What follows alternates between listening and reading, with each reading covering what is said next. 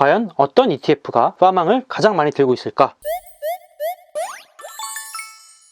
안녕하세요, 소몽입니다. 현 시점 누가 뭐래도 미국에서 가장 덩치가 큰 기업들은 순서대로 마이크로소프트, 애플, 아마존, 구글, 정확히는 알파벳이죠. 그리고 5등 페이스북입니다. 규모 순으로 대장 기업들은 MAGA라고 많이 불리죠. 마소, 애플, 아마존, 구글, 알파벳인데 이런 용어는 크게 중요하지 않습니다. 페이스북과 최근 잘 나가는 넷플릭스까지 더해서 파망이라는 용어로 부르기도 하고요. 오늘 영상에서는 편의상 그냥 파망이라고 부르겠습니다. 여기 사진에서도 아마존, 애플, 구글, 넷플릭스, 페이스북 CEO들이 축배를 들고 있는 모습이죠. 자, 사회초년생 소몽이는 이렇게 생각합니다. 좋아, 돈 잘 버는 똑똑한 기업들이니까 이 기업들을 꾸준히 한번 모아봐야겠어. 그리고 이제 막 태어날 예쁜 아이를 가진 부모님들 같은 경우는 그래, 내 아이한테 일찍부터 계좌 터줘서 미국에 우량 주식 사 모아줘야지, 이런 분들도 있고, 이제 은퇴를 준비 중이신 은몽이 같은 분은 내 노후를 위해서라도 이런 우량 주식들은 하나씩 사둬야겠군, 이런 생각을 하실 수가 있겠죠. 그런데 개별 주식 한 주당 가격이 만만치가 않습니다. 예를 들어서 아마존 같은 경우도 딱 아마존 한 주를 사고 싶어도 원화 기준으로 250만원 이상이 필요하고요. 알파벳 같은 경우도 한 주 사려면 최소 130만원, 140만원 이상 있어야 됩니다. 나머지 기업들도 한 주당 가격이 결코 만만치가 않죠. 이 기업들이 좋다고 생각해서 한 주씩만 적립식으로 사 모으려고 해도 다 더했을 때 무려 원화 기준으로 570만원이라는 돈이 필요합니다. 사회초년생이든 아이한테 사주든 은퇴를 위해서든 누구든 간에 한 번에 약 570만원씩이면 아주 만만한 가격은 아니죠. 물론 이런 문제점들을 해결하기 위해서 미국 현지에서는 이런 주식을 쪼개서 사는 방법이 이미 가능한 상황입니다. 한국에서도 거의 똑같은 소수점 투자라는 방식으로 이미 주식을 쪼개서 사는 게 사실상 가능합니다. 실제 제 소수점 투자 계좌인데요. 아마존이 0.01주, 한 주당 가격이 약 298만원인데 저는 29,000원치 들고 있는 걸 알 수 있죠. 엔비디아 같은 경우도 한 주에 35만 9천원인데 저는 0.03주 들고 있어서 만원치 들고 있는 걸 알 수 있습니다. 물론 이런 식의 방법도 있긴 하지만 오늘은 이런 미국 우량 대장주들을 한 번에 사는 대표적인 ETF에 대해서 얘기해 보려고 합니다.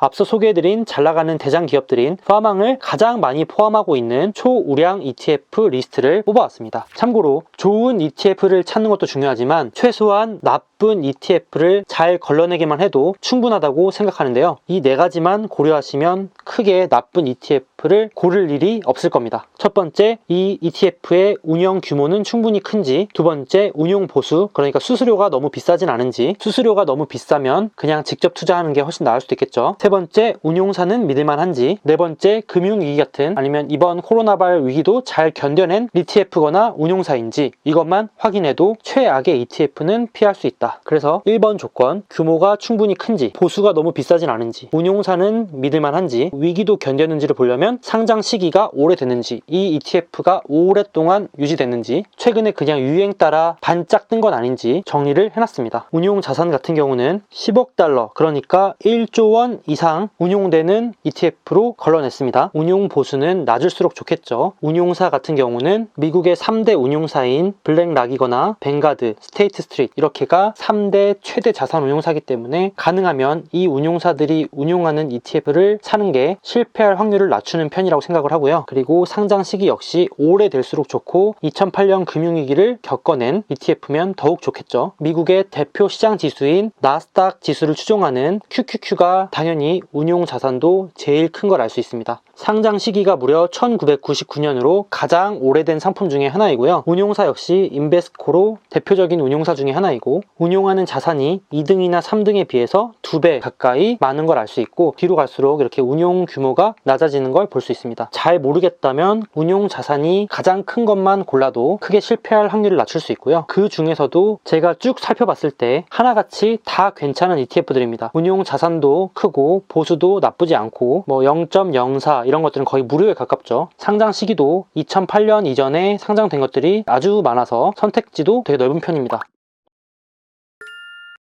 자, 그러면 이 중에서 우리가 오늘 찾는 파망을 가장 많이 포함하고 있는 ETF는 뭘까요? 과연 어떤 ETF가 파망을 가장 많이 들고 있을까? 정답은 우리가 너무나 잘 알고 있는 나스닥 대표 ETF인 QQQ가 1등입니다. 여기 오른쪽을 보시면 파망이 얼마나 포함되어 있는지를 정리를 해놨습니다. QQQ는 46.93으로 포트폴리오 절반을 파망으로 채우는 걸 알 수 있습니다. 우리가 QQQ를 한 주 사면 그 안에 절반은 파망이 차지하고 있는 거라고 볼 수 있겠죠. 그 뒤를 이어서도 이 파망을 최소 35% 이상 비율로 보유하고 있는 ETF만 추려서 가져온 겁니다. 운용 자산 크기 순으로 나열이 되어 있는데 뱅가드에서 만든 성장 ETF는 37%, 세계 최대 자산 운용사 중에 하나인 블랙락이 만든 아이쉐어즈 성장 ETF인 IVW 같은 경우도 36%, 거의 유사하죠? 아주 비슷합니다. SPYG 역시도 36%, MGK 같은 경우는 44%. 아쉽게도 딱 이 종목에만 투자하는 ETF는 존재하지 않고요. 그나마 가장 비중이 높은 ETF들로 제가 찾아온 겁니다. 물론 ETF의 경우는 주기적으로 포트폴리오가 바뀌기 때문에 이 비율은 얼마든지 일부 변경될 수 있습니다. 자, 다시 정리해보면 운용 자산이 1조 원 이상이면서 운용 보수가 너무 비싸지 않고 운용사가 믿을 만한 곳이면서 상장이 그래도 10년은 넘은 ETF들 중에서 푸앙 비율이 높은 ETF들을 추려봤더니 이렇게 나왔고, 아이러니하게도 미국의 대표 나스닥 ETF인 QQQ가 가장 많은 비율로 이 파망의 기업을 보유하고 있더라. 이게 결론이고요. 자, 실제로 파망을 많이 들고 있는지 운용 자산 규모 순으로 살펴보겠습니다. QQQ가 아까 1등이었죠. 마이크로소프트 11%, 애플 10%, 아마존 10%, 알파벳, 페이스북 이런 식으로 이렇게 넷플릭스까지 포함해서 6개의 종목을 무려 46%가 넘게 들고 있습니다. 그리고 2등을 차지한 뱅가드에서 만든 성장 ETF인 VUG 같은 경우도 거의 똑같죠. 차이가 크지 않습니다. 물론 여기 넷플릭스가 안 보이네요. 약 37.18%, 블랙락 운용사에서 만든 아이쉐어즈 성장 ETF인 IVW는 역시 비슷합니다. 마이크로소프트, 애플, 아마존, 페이스북, 구글, 넷플릭스 이런 식으로 들어있어서 36%, 거의 똑같죠. 규모 순으로 네 번째인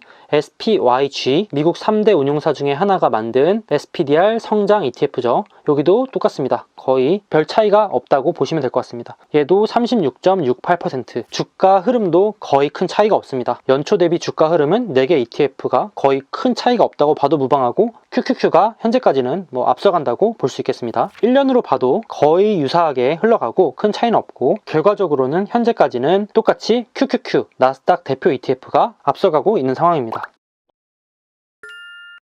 결국 이걸 보더라도 제가 꼭 드리고 싶은 말씀은, 수많은 ETF들이 있고 각종 증권사에서 요즘 이게 좋다더라, 요즘 이게 좋다더라 이런 식으로 홍보도 많이 하고 새로운 상품이 나왔다고 하면서 광고도 많이 하고 우리를 현혹하지만, 사실상 되게 재미없어 보이는 이 기본 ETF가 가장 성과도 좋고 우량하고 오래 투자하기에도 제일 좋지 않느냐라는 게 저의 생각이고요. 실제로 저는 앞서 말씀드린 기준에 따라서 대표적인 ETF만 투자를 하고 있는 상황입니다. 그런데 제가 댓글들을 보다 보니까 이 QQQ가 좋은 건 알겠는데 이것조차도 한 주당 가격이 좀 부담스럽다 하시는 분들이 있더라고요. 왜냐면 QQQ 역시도 주가가 워낙 계속 오르는 바람에 한 주 사려면 213불, 그러니까 최소한 원화로 25만원 이상 있어야 되는데, 소액 적립식 투자하시는 분들은 이것도 좀 부담스러울 수가 있겠죠. 그래서 많이 대안으로 찾으시는 게, 어차피 다 비슷하게 움직인다면 그 중에서 한 주당 가격이 제일 낮은 SPYG를 사도 무방합니다. 보시면 39.8달러로 한 주당 5만원 정도면 부담 없이 이 주식을 매수할 수 있겠죠. 그 다음으로 저렴한 거는 IYW가 있네요. 한 주당 94달러로 약 10만원 정도면 매수를 할 수 있습니다. 결론입니다. 결국 잘 나가는 1등주들을 많이 모아놓은 ETF는 결코 멀리 있지 않고 원래 하던 대로 이 3개 ETF를 사 모으면 된다, 이렇게 말씀을 드리고 싶고요. 저 같은 경우는 이렇게 3개를 꾸준히 사 모으거나 아니면 시장에 많은 하락이 왔을 때, 급격한 조정, 이번 코로나 사태로 인한 하락이 왔을 때 특히 이런 ETF들을 많이 사 모아주는 편입니다. 나머지 대표적인 제가 실제로 투자하고 있는 좋은 ETF들도 다 영상을 통해서 소개를 해놨으니까 참고를 해주시고요. QQQ가 물론 좋지만 이 한 주당 가격이 부담된다면 아까 보여드렸던 것처럼 비슷한 조건의 ETF 중에서 단가가 낮은 대체제로 골라서 적립식으로 매매해도 크게 상관이 없다, 이런 걸로 고민할 필요 없다, 시간 낭비다, 이렇게 말씀을 드리고 싶습니다.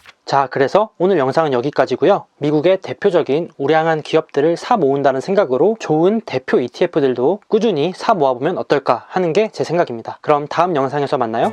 안녕.